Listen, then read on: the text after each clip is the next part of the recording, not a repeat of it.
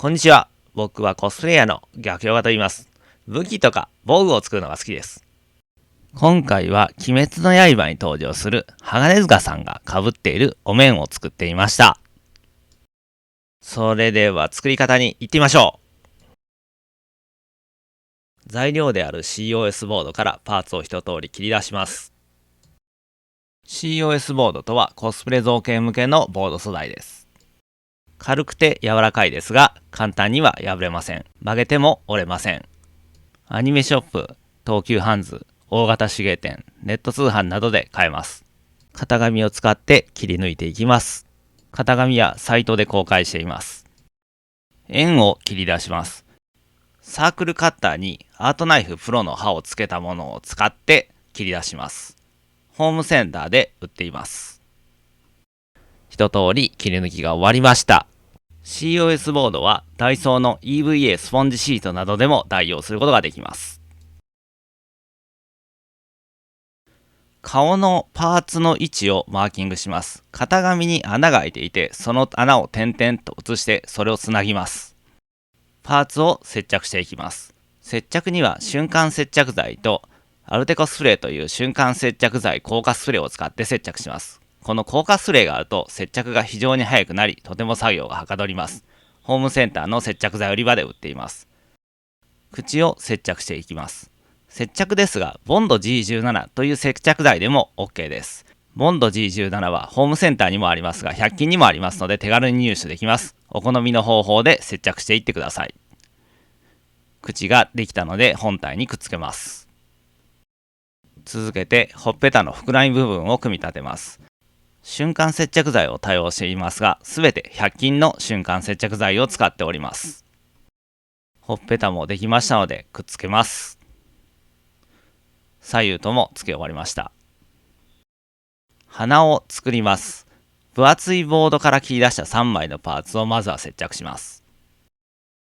それを削り出して形を整えていきます。刃物の扱いにはご注意ください。うっかりこのように指を切ってしまいました。鼻を接着します。目を作ります。まずは低い山形にカッターで削り出していきます。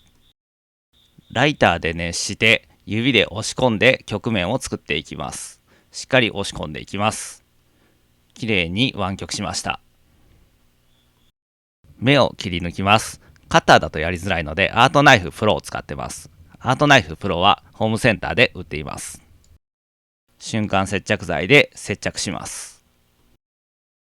眉毛を作ります。角張ってるとおかしいのでハサミで角を落とします。ライターで炙ってさらに滑らかにします。瞬間接着剤で接着します。全体的に少し平らすぎる感じがするので熱を加えて少し内向きに曲げ癖をつけます。ヒートガンという熱風を出す道具でも曲げることができます。ヒートガンはホームセンターで売っています。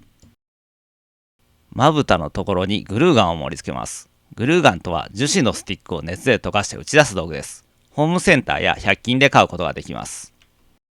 額のシワをボールペンで下書きして、それをハンダゴテの熱で彫ります。ハンダゴテはホームセンターやダイソーで売っています。これも周期は吸わないようにしてください。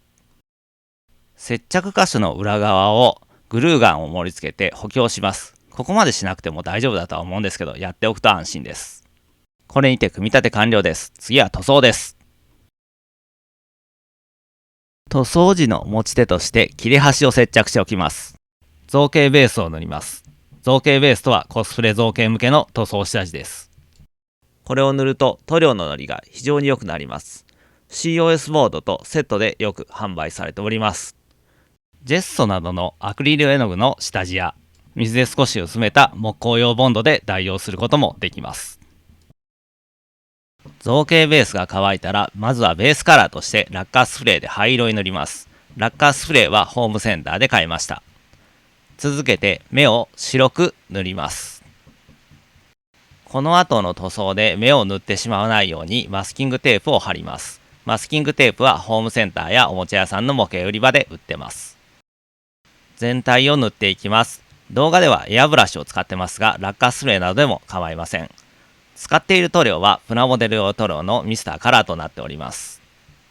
おもちゃ屋さんの模型売り場で売っています。ちなみにこの色ですが、赤と茶色と白を絶妙に混ぜて作りました。作るのにかなり苦労しました。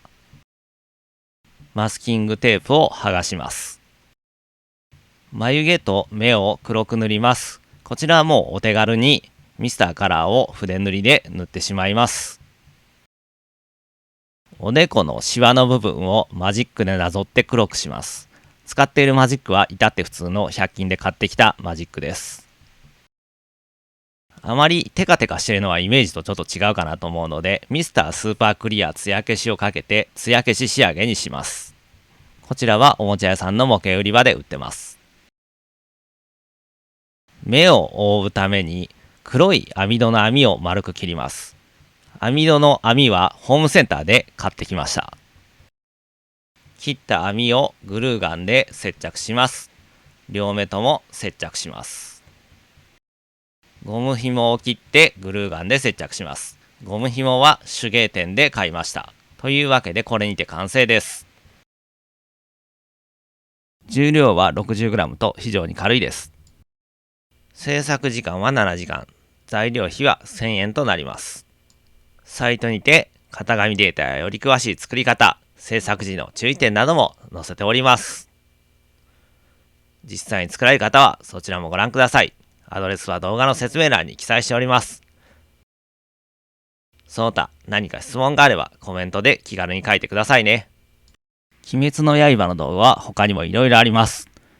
炭治郎の日輪刀、善逸の日輪刀、伊之助の日輪刀、忍の日輪刀、義勇の日輪刀、三りの日輪刀という風にいろいろありますので、ぜひご覧ください。